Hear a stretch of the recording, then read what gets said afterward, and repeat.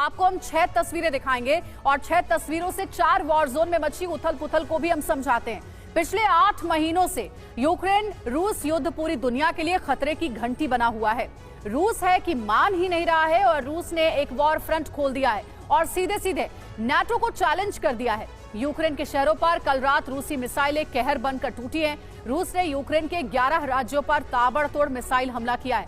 ऐसा लगा जैसे रूस ने मिसाइलों का मुंह कीव की तरफ ही मोड़ दिया है और तबाही ला दी है। यूरोप में 2 वॉर फ्रंट जिससे पूरी दुनिया डरी हुई है। वहीं मिडिल ईस्ट में ईरान के न्यूज़पेपर ने इजरायल को हमले की धमकी देकर एक और वॉर फ्रंट खोल दिया है, जिसके बाद एक और वॉर फ्रंट के खुलने के संकेत मिलने लगे हैं। वहीं एशिया में चीन अपनी हरकतों से बाज नहीं आ रहा है और उसने एक बार फिर से ताइवान में घुसने की कोशिश की है। एक और ब्रेकिंग न्यूज आपको बता दें, कीव में आपातकालीन सेवाओं के लिए बिजली सप्लाई फिलहाल बहाल की गई है। कीव के अधिकतर इलाकों में अभी भी बिजली गुल है। रूसी हमले में बिजली सप्लाई स्टेशंस को नुकसान पहुंचा है। रूस ने कीव के पावर स्टेशंस पर दागी थी मिसाइलें और कीव में इस वक्त फिलहाल कुछ देर के लिए बिजली बहाल की गई है।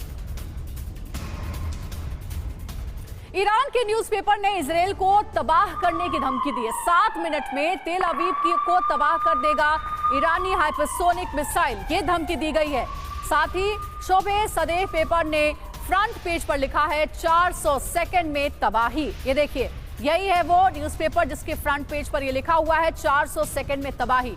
ईरान ने कुछ दिन पहले ही हाइपरसोनिक बैलिस्टिक मिसाइल का सफल परीक्षण किया है। ईरानी हाइपरसोनिक मिसाइल 400 सेकंड में इजरायल पर हमला कर सकती है।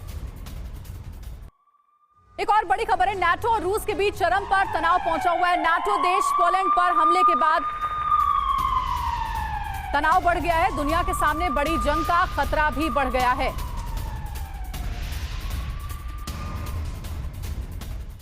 और अब इससे जुड़ी डिटेल्स आपके साथ शेयर करेंगे। नाटो वर्सेस रूस, आखिर किसमें कितनी ताकत है, ये जानना बहुत जरूरी है। देखिए, पूरी सैन्य ताकत का आंकड़ा हम आपके सामने रख रहे हैं।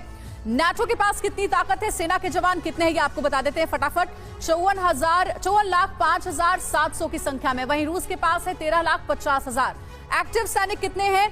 33,66,000। तो रूस के पास है लगभग 8,50,000। साथ ही सैन्य ताकत के मामले में नाटो के पास रिजर्व फोर्स है 13,01,000 और रूस के पास है 2.5 लाख के करीब में।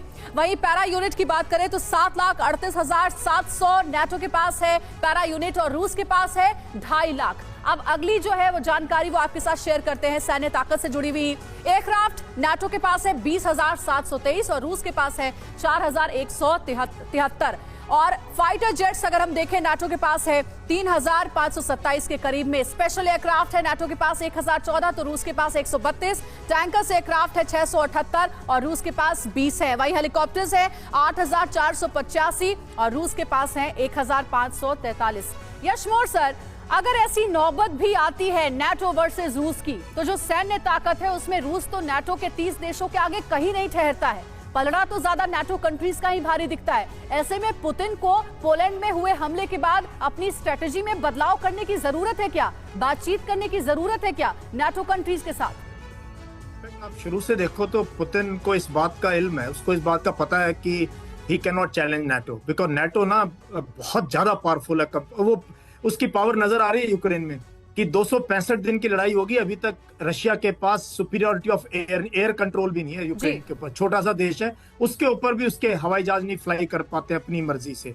और जो इंटेल ISR सिस्टम्स हैं, जो एंटी एयरक्राफ्ट सिस्टम्स हैं, जो एंटी टैंक सिस्टम्स हैं जो नाटो ने सप्लाई किए हैं, उसने जो है पूरे के पूरे यूक्रेन के अंदर कब्रिस्तान बना दिया रशियन इक्विपमेंट का।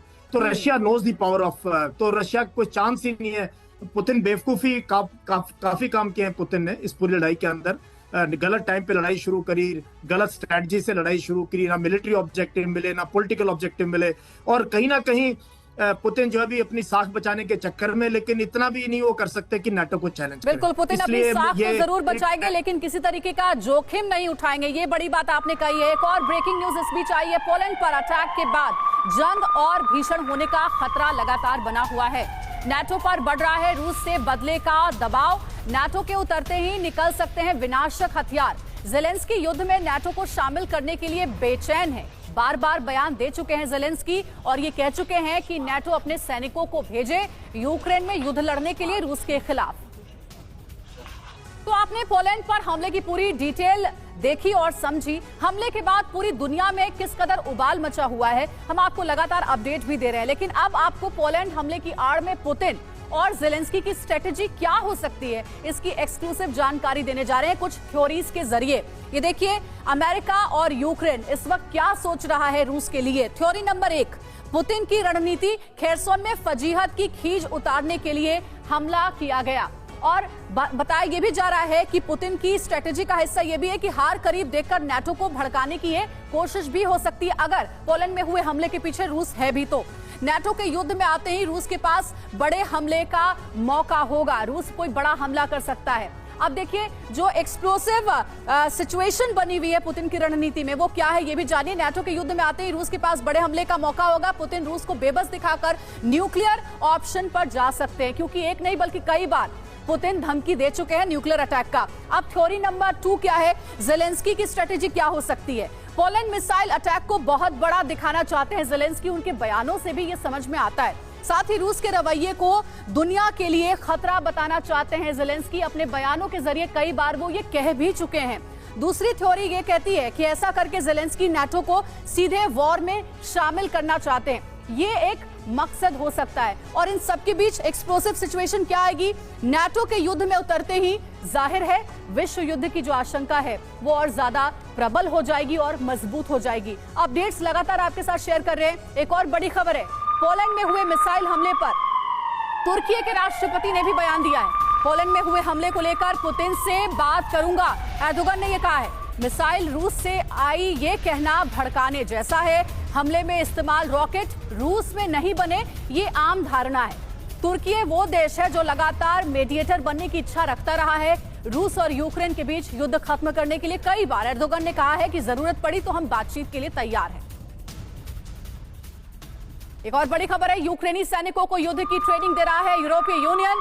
15,000 यूक्रेनी सैनिकों को युद्ध की ट्रेनिंग दे रहा है ईयू। फ्रांसीसी वाइस एडमिरल हर्वे ब्लेजेन ने ट्रेनिंग देने की बात कही है। लगातार ट्रेनिंग दी जा रही है ईयू की तरफ से।